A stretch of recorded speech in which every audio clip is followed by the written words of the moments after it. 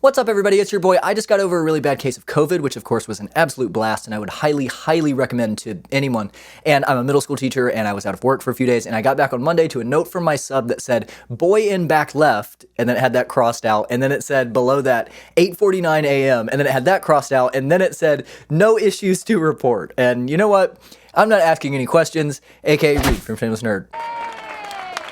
Today's video is about this app. If you end up liking this video, please consider giving it a like and subscribing to the channel. You can also click the join button to become a member of the channel, whereupon you will get exclusive access to an ever-increasing catalog of members-only videos, as well as access to every video a few days early. You can also join the Shameless Nerd Discord at the link in the description, and you can email me with any questions, comments, concerns, or your hottest takes about early 2000s pop music at readfromshamelessnerd@gmail.com. All right, let's get into it. If you have a child in your life in some way, any way, be it obviously your own kids, but also be it a younger sibling, a niece or a nephew, an adopted kid with massive bags under his eyes who grows up to be a creepy man in a bowler hat with a killer mustache who travels in time to steal a world-changing invention from his roommate because he ruined his big baseball game by keeping him up all night working on said invention, you officially have an obligation. We as a society have an obligation, and in my almost year now of making YouTube videos on this channel, I have been empathetic, I have been patient, I have been as non-judgmental as I think is humanly possible given the amount of research I have put into this stuff and how adamantly I believe what I believe. But in this video, I'm going to allow myself to be a little preachy and risk coming off maybe a little bit judgy, because at this point, I just think we have to start somewhere. And hopefully I have built enough goodwill on this channel for people watching this to know that it comes from a place of love and empathy and optimism for the future, and like to swallow some hard truths despite them feeling a little bit bad maybe to hear. Older siblings, babysitters, daycare employees, aunts, uncles, grandparents, and especially parents, stop letting your children watch YouTube. Stop. Don't give them an iPad with YouTube Kids on it and let them watch YouTube. Quit it. What are you doing? In this video, first I'm going to make a detailed research-backed, evidence-based case as to why this is bad, and then I'm going to get a little bit more preachy and high horsey. But first of all, there are some disclaimers I need to make up front. A good deal of the content that I will be criticizing in this video is made by and starring children and their parents, and I am 10 billion% criticizing these parents who, in my opinion, are essentially prostituting their children for internet money and robbing them of their childhood by turning them into content farms and employees of a business instead of part of a real family. But I am not criticizing these children. They, of course, are innocent victims of what I believe to be a really insidious practice, and while I'm going to criticize the content that they are making, I'm not criticizing these poor kids who are ultimately just children who should be allowed to be children, which is like my whole point, and I am criticizing their parents who are the ones actually making this content. It's not like these 8-year-olds are behind the $4,000 cameras like being used to film these videos or on Adobe After Effects putting in 8-hour shifts doing like VFX. It's the parent. Secondly, I want to say up front that I am a single parent of a 4-year-old boy who has an absolute metric shit ton of chaotic gremlin energy. I am not at all in any way saying that it is natural or possible, or even healthy if it were natural or possible, to be a perpetual, ever-present human entertainment center for your kid. I'm not arguing, come on guys, you need to be on your feet 12 hours a day putting on skits and full stage makeup and playing pretend with your children, preparing activities, lesson plans, making sure they're properly educated and adequately entertained all day. And needing a break makes you a bad parent. Quit being lazy. That's not what I'm saying. It's actually really important to not do that. Part of the case that I will be making is about forcing your kid to entertain herself. And my son absolutely watches movies. I've even let him play my Nintendo Switch on occasion. I'm not out here like hand-picking granola to make him artisan cookie crisp on TikTok, I promise you. And finally, I'm not going to talk at all about inappropriate content on YouTube Kids or whatever. Like, you shouldn't let your kids watch YouTube because they might see inappropriate stuff, things that are too scary for their age demo or nudity or whatever. This is 100% a real issue and it is true, and there have been tons of cases of YouTube Kids being flooded with inappropriate content that's like snuck its way around kid-safe features on the app, and you should be concerned about that, but that's not a case that I'm really interested in making, and I actually think that that's not even close to the biggest deal or the strongest reason why you shouldn't let your kids watch YouTube. Okay, so what am I saying then? To boil it down as simply as I can put it up front, this is my case. There are many reasons why kids shouldn't be set in front of an iPad watching YouTube. And further, it's not even that hard to avoid. It's not like the alternative is difficult or bad. There is almost no difference, no additional effort, no expense, no downside to just not doing it. I'm getting ahead of myself. Okay, so first of all, on YouTube, kids watching YouTube Kids are watching one of a few different main types of content that I have seen. These are like the main pillars of YouTube Kids. One, other kids opening and playing with toys, unboxing videos of kids getting presents essentially, and then playing with those toys. Two, poorly animated CGI renders of like dinosaurs on Hot Wheel cars suspended high in the air, and they're like racing and crashing into each other, and Spider-Man's there, and Iron Man is like farting on the Incredible Hulk. Three, video game streamers playing video games like Minecraft and doing commentary targeted at a younger demographic, or seemingly so, perhaps. 4, AI-generated nonsense songs about dancing fruits that veer wildly from one track to another with no connection to the previous one or the next one. And 5, weirdly sort of voyeuristic videos with relatively high-effort editing on behalf of the parents who film their children in semi-elaborate skits about toys that they're being paid to promote. What do all of these things have in common? Apart from being very shitty, if I'm trying to be as objective as possible for this part of the video, and I will get a little bit more preachy later, like I said, all of these types of content are sensory-based and not plot-based. Meaning they are designed to entertain based on showing kids cool looking or sounding stuff, cool new toys to look at in number 1, crazy scenarios where Donkey Kong is fighting SpongeBob on the back of a moving train type shit in number 2, loud colors and sounds with big eye-catching words and wacky scenes popping up all over the screen in number 3, literally just colors and shapes and songs in number 4, and again, toys to look at in number 5. The main difference between YouTube content for kids and content made for kids in all previous generations, even mine less than 25 years ago when I would have been the age to watch this kind of stuff,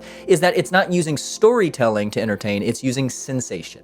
And why is that bad? Well, it's just a few reasons. It just hampers development of executive function, which is essentially every conscious thing that one's brain does. It decreases attention spans and worsens symptoms in kids with ADHD. It delays social skill development and impairs cognitive capability. It lengthens the time necessary for children to develop emotional regulation skills. Oh look, here's a study about kids being diagnosed with autism because of the symptoms of early and excessive screen time in toddlers. Let me slow down and rephrase that actually. Children being officially diagnosed with autism, not because they were born with autism spectrum disorder, but because they developed so many traits associated with autism spectrum disorder due to the adverse effects of their overexposure to small screen time that they effectively just developed autism. Not even effectively. Children are literally developing autism from spending too much time on an iPad. And real quick, just to say, autistic people are some of the coolest people in the world. I'm almost definitely somewhere on the spectrum myself. There's certainly nothing wrong with being autistic, but at minimum, it presents a lot of challenges that in a perfect world shouldn't, God damn it. Here we go again. That in a perfect world, children wouldn't be forced to overcome, especially if we're giving it to kids because we won't take their iPad away. Okay, calm down, there's a preachy part coming. And look, it's obvious when you think about it. First of all, most obviously, being overstimulated is bad for a child because their brains are small and developing. You guys know that's what being a child means, right? Child have small brain, adult have big brain, adult brain done cooking. Ow, ooh, don't touch, hot. And a child's brain being constantly triggered to produce and release dopamine is even more detrimental than it is for an adult brain, and it's really bad for adult brains. That's like every 5th video I've ever made on this channel, probably. Dopamine deficit is linked to depression, anxiety, ADD, all at all-time highs among young people. Come here. What do you think is happening? What could it be? And if you're not into mental disorders like those, here, have some studies about dopamine deficiency being linked to Alzheimer's, which killed my grandma, Parkinson's, which killed my other grandma, addiction, which by extension killed my mom through the hands of the addict who murdered my mother, story for another time. Dopamine deficiency is not pseudoscience. It's not shallow correlation being paraded as causation. Short-form content has been proven irrefutably in adults to create issues with dopamine production centers and dopamine receptors in the brain. Now, you be honest with yourself and ask yourself if you think that it's a stretch to think that maybe that might not be good for children. And on the other side of this, what children are being robbed of when they watch Minecraft Steal a Brain Rot Challenge 6-7 edition on YouTube all day, which, by the way, I didn't make that up. That's a real thing. My nephew, who is a great kid, and I love him dearly, he's awesome. He's not a problem or anything by any means, was at my house the other day, and he said, Uncle Reed, can we watch TV? And I said, sure. And this kid types in brain rot into the search bar. The kids are searching for shit that is called brain rot. I am going to walk into the ocean. What the kids are being robbed of is also important for development, and that is linear plot structure. We are storytellers, evolutionarily, biologically. Our capacity for understanding and relaying hypothetical scenarios is like the primary adaptation that allowed the viability of the human race as a species. Storytelling is super important. When kids are watching funniest Fortnite kill compilation, you won't believe number 6 all day, instead of something plot-based, something story-based, they are not learning to understand plot development, and that is really important. How important? Engaging with long-term plot structure as a child enhances language acquisition and development, it stimulates creativity and imagination, imagination, it improves concentration and memory, it builds emotional intelligence, it enhances problem solving. And if you think about it for like half a second, it's really obvious and that makes a lot of sense. If you're watching a Pixar movie, right, as a 4-year-old, sure, it has pretty colors and music and stuff, but you've also got to discern who the main character is. You have to interpret and consider dialogue to understand what's happening. You have to remember who said what and when. You learn like delayed gratification. You learn to remember something that happened an hour ago in order to understand why it's happy when the good guy wins. And in addition to all of that, you learn all of the nice stuff, all of the lessons about family and love and whatever the hell. And I'm not even talking about any of that stuff. My point is this: you need a break every now and then, and maybe one day I'll get laughed at and be painfully wrong about this myself, but to me, it's okay to put your kid in front of a TV on occasion and let them watch a movie so you can do the dishes or whatever. You need that in order to be a present parent, to have the energy to be there for your kids, and that's okay. But there is a massive difference in putting them in front of Big Hero 6 on the family's TV in the living room and giving them full directorial control over an iPad you put in their hand for them to watch Dinosaur Farts Himself to Death compilation in the dark in their bedroom. There are, in my opinion, a lot of actual benefits to watching parent-curated long-form content on occasion. There are studies I'm linking to in the description about why that could actually maybe be kind of good for your kids. But there's nothing you can find about why iShow's Speed funniest 6-7 moments is good for your kids. At minimum, and what's the reason really? Why would you not choose the former? There is just a difference between those two things. And now, to kind of hard transition into maybe the more preachy part of the video, there's also a difference between letting your kids sit down to watch Moana on the couch on a school night and never interacting with your damn kid again. You have to talk to your kids, man. You have to look them in the eyes and stuff. I think, in all honesty, it's pretty disgusting to rob your 5-year-old child of getting to talk to you at dinner by bringing air traffic control headphones and a silicone-covered Amazon tablet to the restaurant with you. I know that you're worried about the other parents judging you if your kids at loud at dinner or whatever, but, and I'm gonna say a really bad word for the first time on this channel and I'll bleep it, but f those parents. Why do you care more about what some hypothetical stuffy old couple in a corner booth at a restaurant think about you and your family than you do your relationship with your own children? Interact with your kids. My God. They're not gonna die if they're a little bit bored sometimes. In fact, it's really good for them to be bored because unlike you who spent the last 10 years of your life frying your brain after spending the last 20 years being indoctrinated to be productive at all costs, your child has an imagination. And when they're bored, they'll use it and they'll end up having fun and they'll be just fine. God. A family friend of ours had a birthday party for their little dude the other day and they really went all out for this kid. It was really cool. They had a bouncy house and a big slide thing and little arts and crafts projects set up and games to play in the yard. And 3 times at that party, I found 11 little kids ages 4 to 8 sitting in silence watching some kid opening packages in a warehouse on the TV. And maybe I overstepped, maybe this is like a dick move, but I'm gonna be honest with y'all, after the 3rd time, I had to go in there and be like, hey guys, y'all know there's a bouncy house outside. Do you not realize I would have murdered a family of 5 for a bouncy house when I was 7 years old? I hid the remote on the top of the door jamb. I just think that's lame. And at this point in my life, especially when my son is involved, I'm willing to make people a little uncomfortable, I guess. And I'm certainly not a perfect parent by any means, but to me, like, y'all, like my brother got engaged at Disney World and he sent me photos of iPad kids with headphones on at Disney World. Grow up, talk to your children, my God. And on a related note, but not exactly the same note, part of this is fear-based and that's also hurting your children. Your fear of letting your children play unsupervised, your fear of your kid hypothetically getting hurt on a playground is resulting in them getting hurt in reality on a much more drastic mental level by locking them inside and having them be online all day. One of the most enlightening books that I've ever read is a book called The Anxious Generation by Jonathan Haidt. I've mentioned it on this channel, I believe.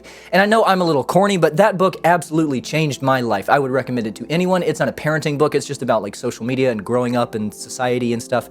But basically, our parents grew up with parents who essentially said, buzz off kids, go out and play in the mud. And they didn't see their kids until like nightfall when they rang the dinner bell and screamed, boys, come get your slop. And that absolutely came with its negative byproducts. But because of those, and because of the like serial killer moral panic of the 80s and the crime fear-mongering of the 90s, despite this era being objectively, statistically, the safest era in American history, I can't speak for every specific country in the world or whatever, but in America anyway, those kids grew up to be this current generation of parents who are simultaneously raising their kids to be very, very afraid of the outside world, of kidnappers, of stranger danger, of creeps at the playground, of physical injury on a bike, of bullying, of random violence, and instead just as laissez-faire and like blanket trusting of the digital world as their parents were of the real world. And when you hover over your children, when you supervise their every move, when you teach them to live in fear of everyone around them, to be wary of their neighbors, to stay out of the dirt because it's dirty, and that slide is dangerous because it could burn you, and there's gonna be some guy in a van who offers you drugs. I'm 29. I just finished growing up. Where are all the guys in vans offering free drugs? I certainly would have loved some free drugs when I was a teenager. Where are these people? Those children grow up to be the anxious, scared of the world people that I've had to interact with in my life, and like I've had to work really hard in my adulthood to not end up becoming. And the fearful to hateful pipeline is a swift one that I think that we're really fighting the effects of, politically speaking, societally speaking, right now. It is very important, it is vital to find the balance between these worlds, to allow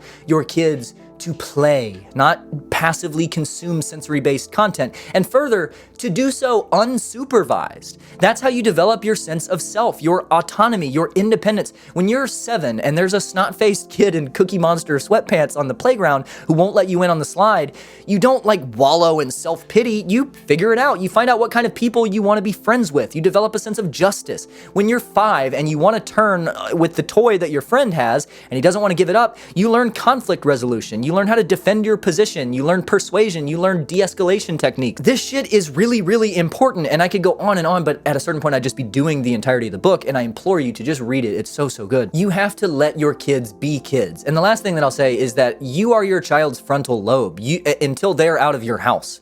I hate to be the bearer of bad news, but you have to look your child in the eyeballs. Children in the presence of their parents try to make eye contact with their parents an average of 2.4 times per minute. And think about it, when your frontal lobe is mush and you don't know how to react to things, you look to the person in the world that you trust, that provides you with everything. You stub your toe, you look at your mom, and if she goes, oh, baby, are you okay? Oh, then you cry and you freak out because that's what you're seeing. If you look at dad and he goes, that shit hurts, doesn't it? You'll giggle and you'll shake it off because that's what you're seeing. That, on a micro scale, all day, constantly is happening because your child is outsourcing her emotional regulation to you, her parent. And that is your responsibility. It's how they learn to react to stuff. Something happens, they gauge your reaction and they adjust. So not only is it vital that they are interacting with stuff and having stuff happen to them, having thoughts, experiencing mild discomfort sometimes, not staring at Miss Rachel's goofy ass all day, but it's also vital and important that you get the hell off your phone and look at your kids. We are so overstimulated by social media and by our phones that so many people are exhausted of and bored by their children, and I think that that's maybe the saddest thing that there is. There is nothing on the planet more magical and mystical, and in my opinion, evidence of a deeper meaning to human existence than looking at your kid and watching them do something. How could that possibly be boring? I cried yesterday at the playground because I was on the swing and I hear my son go, "Dad!" And then I look and he like emerges in the sun over the top of the little castle enclosure and he says, "I found a new friend," with some like kid's hand in it. And they were just smiling, running around, playing pretend. That is the most beautiful thing that I've ever seen. Put your damn phone away and get whimsical about your kids. Your child is the most beautiful thing in the world. If her asking you for attention is overwhelming for you, then you do not deserve to be a parent. If your kid has never gotten to play with his mom or his dad, then you are a shitty parent. I don't know what to tell you. Children are human beings. Like, do you not remember being a kid? Do you not remember how much fun it was to play Legos with your dad? And if you don't have that experience, do you not feel super robbed by not getting to do that? Do you not want to give that experience to your kid? Is whatever AI generated video of Charlie Kirk holding hands with Jesus you're watching for the 400th time on Facebook really more important than that? You can't put Kev on stage or Skip Bayless on hold for 30 minutes for your child? I think that's disgusting, man. I'm not gonna lie to you. But anyway, my broader point is that at minimum, I think it is a worthy and easy alternative to at least not give them YouTube. At least make them watch a movie. And you get to enjoy it too. I love watching kids' movies with my son. It's beautiful. They're sweet and fun. I think I've seen every Pixar and Disney animation studio movie that there is by now, and they're great. Wreck-It Ralph is sick as hell, and there's an Owl City song in it. Thanks for watching. See y'all next time.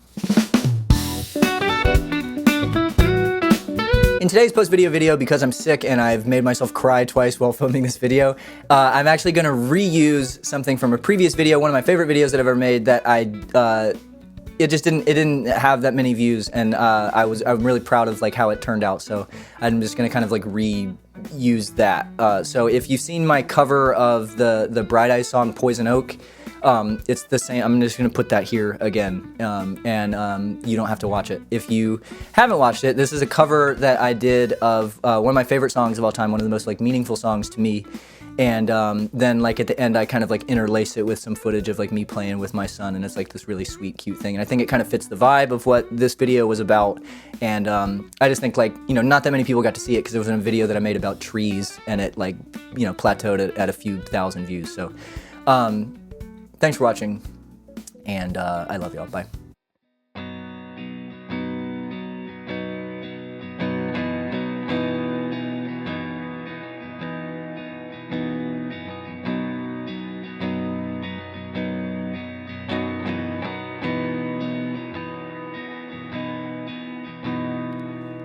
Poison oak, some boyhood, bravery. When a telephone was a tin can on a string, and I fell asleep with you still talking to me. You said that you weren't afraid to die.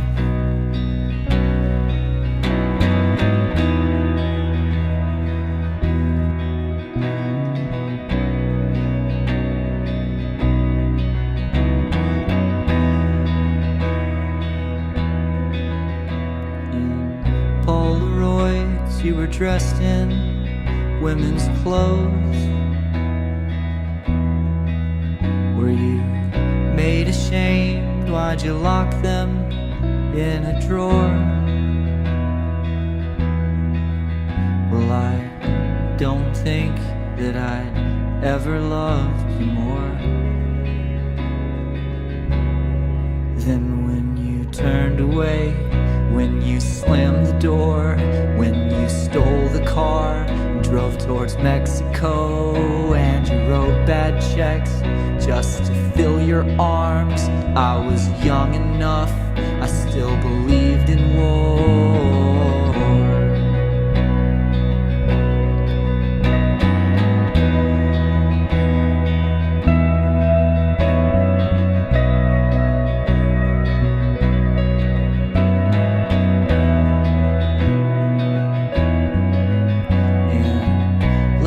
Poets cry themselves to sleep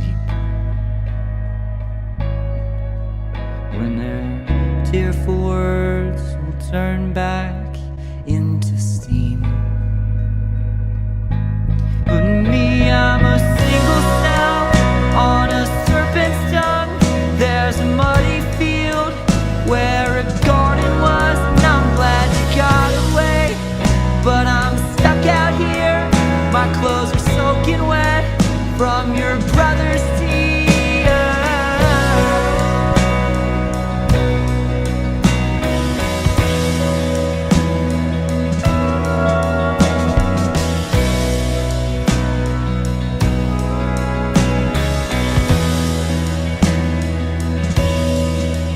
And I never thought this life was possible. You're the yellow bird that I've been waiting for. The end of paralysis, I was a statuette. Now I'm drunk as hell on a piano bench, and when I press the keys, it all gets reversed. The sound of loneliness makes me happier.